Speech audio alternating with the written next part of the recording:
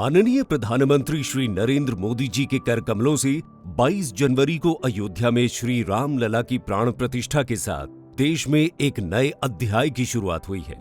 इसी के साथ अयोध्या धाम में श्रद्धालुओं की संख्या में भारी वृद्धि हुई है।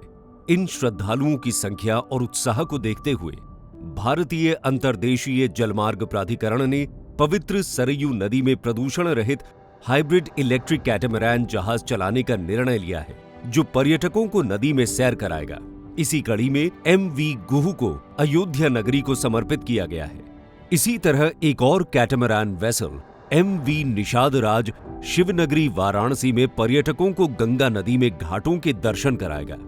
भारत में सदियों से नदियों का धार्मिक महत्व रहा है। देश के प्रमुख धार्मिक तीर्थ स्थल नदियों के किनारे बसे हैं। इनमें गंगा नदी के किनारे बसा प्राचीन शहर वाराणसी, सरयू नदी के तट पर बसी श्री राम की जन्मस्थली अयोध्या, यमुना नदी के किनारे बसा श्री कृष्णा जन्मस्थल मथुरा और ब्रह्मपुत्र नदी के किनारे बसे गुवाहाटी में शक्तिपीठ कामाख्या देवी प्रमुख है। माननीय प्रधानमंत्री जी की अगुवाई में विगत वर्षों में देश में जलमार्ग विकास का एक नया अध्याय लिखा गया है, जिसके कारण गंगा विलास जैसे लग्जरी रिवर क्रूज के साथ अनेकों राष्ट्रीय जलमार्गों पर रिवर क्रूज पर्यटन की शुरुआत हुई है। देश में जलमार्ग द्वारा माल ढुलाई और यात्री परिवहन में विगत वर्षों में उल्लेखनीय वृद्धि हुई है। भारतीय अंतर्देशीय जलमार्ग प्राधिकरण IWAI ने अंतर्देशीय जहाजों का हरित परिवर्तन करने का निर्णय किया है, जो माननीय प्रधानमंत्री जी के नेट जीरो कार्बन के लक्ष्य के उद्देश्य की पूर्ति करने में सहायक होगा।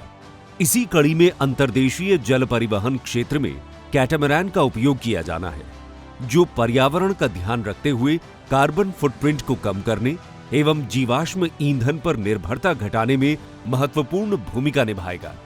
भारतीय अंतर्देशीय जलमार्ग प्राधिकरण ने 8 हाइब्रिड इलेक्ट्रिक कैटामैरान का निर्माण कार्य मार्च 2023 में कोचीन शिपयार्ड लिमिटेड को दिया था।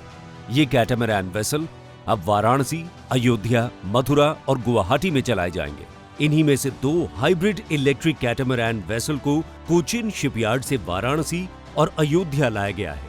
इन कैटामैरान वेसल को कोच्चि से अरब सागर, बंगाल की खाड़ी होते हुए कोलकाता बंदरगाह से राष्ट्रीय जलमार्ग 1 के माध्यम से वाराणसी लाया गया है और दूसरा कैटामैरान राष्ट्रीय जलमार्ग 1 से घाघरा नदी के माध्यम से अयोध्या लाया गया है।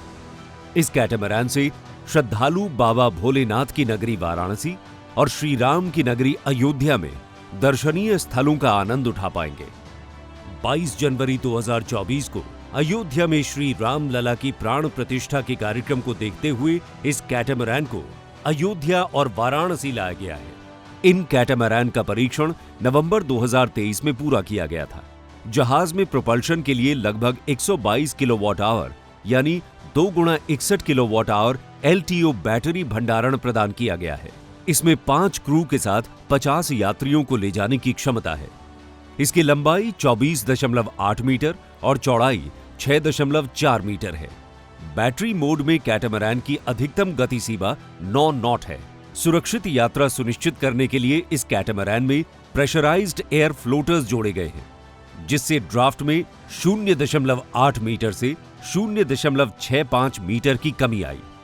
नौगम्यता को सुनिश्चित करने के लिए भारतीय अंतर्देशीय जलमार्ग प्राधिकरण द्वारा ड्रेजर के माध्यम से ड्रेजिंग, पॉन्टून पर बैकहो ड्रेजर्स जैसे कई उपाय किए जा रहे हैं।